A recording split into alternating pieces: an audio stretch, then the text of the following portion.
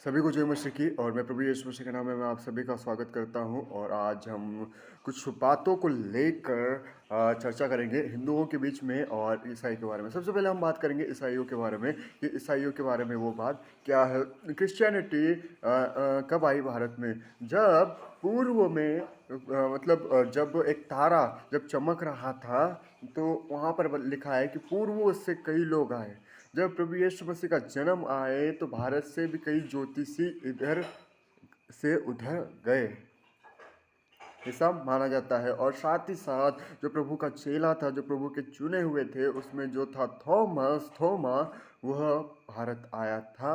और इस प्रकार से यहाँ पर जो सच है वो लोगों के द्वारा जाना गया। उस समय में कई प्रथाएं चलती थी, कई प्रथाओं पर जोर दिया जाता था। और ये सारे लोग जो थे वो मिशनरी करते थे। यहाँ पर बाहर से कई मिशनरी आते थे।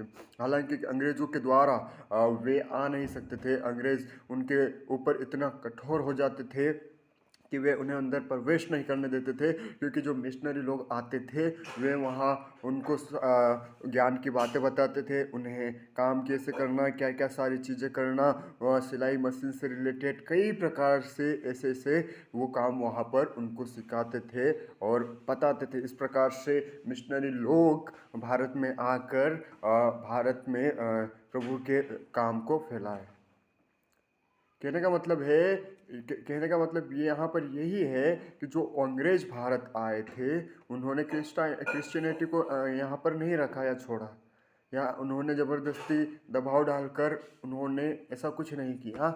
उन्होंने सिर्फ जो अपना बिजनेस से रिलेटेड था उन्होंने वो सारी चीज़ें की। अदरवाइज़ जो बाहर से जो मिशनरी आते थे उन्हें वो मरवा डालते थे या मार डालते थे, और या तो वो बाहर ही वो वापस ही रिटर्न भेज देते थे उन्हें। इस प्रकार से भारत में क्रिश्चियनिटी आई।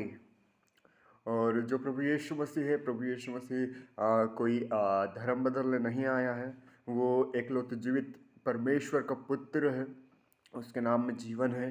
कई लोग जो हम पाप में गिरे हुए थे और परमेश्वर की महिमा से रहित थे, बस वो प्रभु यीशु मसीह हमारे लिए आया, मारा गया, गाड़ा गया और तीसरे दिन जी उठा। और आज हम परमेश्वर से प्रभु यीशु मसीह के ज़रिए हम कनेक्टेड रह सकते हैं या कनेक्ट हो सकते हैं। अब बात करते हैं हिंदुओं की। हिंदुओं के बारे में जो उस समय जब मिशनरी लोग आए थे कई ऐसी प्रथाएं चल रही थी। सबसे पहले सती प्रथा और कई कई ऐसी बाल विवाह, बाल भ्रूण हत्या, कई ऐसी ऐसी प्रथाएं भारत में बहुत ज़्यादा प्रचलित थी। सती प्रथा में ये होता था, जब किसी लड़की की जब किसी हिंदू लड़की की जब शादी होती थी तो क्या होता था, अगर उसके पति की मौत हो जाती थी किसी कारणवश, तो क्या करते थे सती प्रथा में, जब वो उसकी चिता जलती रहती है तो वहाँ पर उसके जो वाइफ थी उसको भी उसमें डाल दिया जाता था। और इतना ही, अगर वो सारी चीज़ें नहीं होती है तो उनके परिवार द्वारा उन्हें इतना कोसा जाता था, इतना कोसा जाता था कि वे बहुत ज़्यादा लाचार हो जाते थे। दूसरा कन्या भ्रूण हत्या उस समय में भारत में ये सबसे ज़्यादा प्रचलित था, अभी भी कई इलाकों में है। हालांकि ये बाहर सुनने को नहीं मिलता लेकिन है। और आजकल ये जवानों में बहुत ज़्यादा प्रचलित है। जवान अपने मौज मस्ती के लिए सब कुछ कर लेते हैं, सेक्स कर लेते हैं, और फिर जब महिला प्रेग्नेंट होती है तो उसे कुछ दवाई खिलाकर उसका बच्चा जो है, इस प्रकार से उस समय भी पुराने समय में भी यही होता था। जब जेंडर जब बता दिया जाता था तो वहाँ पर बहुत सारे लोग क्या करते थे, लिंग भ्रूण हत्या कर देते थे। वो जानकर अगर महिला है तो उसे मार देते थे। महिलाओं के साथ बहुत ही ज़्यादा उस समय में बहुत ज़्यादा भेदभाव किया जाता था। बाल विवाह के बारे में भी आप सभी लोग जानते होंगे, अधिकतर लोग जानते होंगे कि कम उम्र में शादी कर देना, ये सारी चीज़ें होती थी। और उसमें भी एक 60-70 साल के आदमी से 25-30 या इससे कम की एज वाले लड़की या लड़के की शादी हो जाना, ये कॉमन बात थी उस समय में भारत में। फिर क्या किया हम, कई मिशनरी जो भारत में आए थे उस समय शायद मनमोहन सिंह थे, और उन्होंने ये कई प्रथाओं के खिलाफ उन्होंने आवाज़ उठाया। और कई प्रथाएं ये जब उनके पास पहुँचे मनमोहन सिंह के पास, तो उन्होंने क्या किया, बहुत सी प्रथाओं पर बैन लगा दिया। लेकिन फिर भी वो सारी चीज़ें उनके पीठ पीछे होती रहती थी।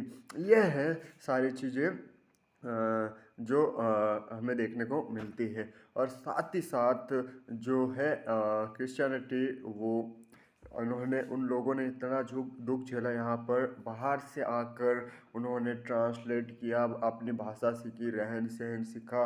कई लोग ऐसे थे मिशनरी लोग कि कई कोड़ी कोई पूरा सड़न जिनके शरीर पर लगा रहता था, उन्हें कोई देखना भी पसंद नहीं करता था, उनमें इतना छुआछूत था। लेकिन वो लोग आकर उनकी सेवा करते थे, उनके साथ अपना जीवन यापन करते थे। एक परिवार था, स्टैन परिवार करके कुछ था।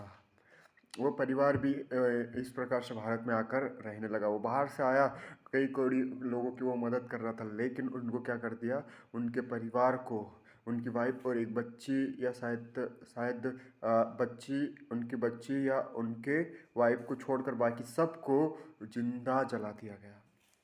उनका दोष कुछ नहीं था, वे कोड़ी लोगों की मदद करते थे, सुसमाचार सुनाते थे, ये सारी चीज़ें होती थी। और सुसमाचार भी यही है, प्रभु यीशु मसीह आपके लिए आया, मेरे लिए आया, मारा गया, गाड़ा गया, तीसरे दिन जी उठा। इसके अदरवाइज आपके ऊपर कोई दबाव नहीं डाला जाएगा कि आप इसमें आओ, आप मानो, कुछ भी दबाव नहीं डाला जाएगा, क्योंकि हमारे खुदा ने साफ साफ मना किया है। सो ये है कुछ डिफरेंस बातें, और हम और कुछ और जानने की कोशिश करेंगे।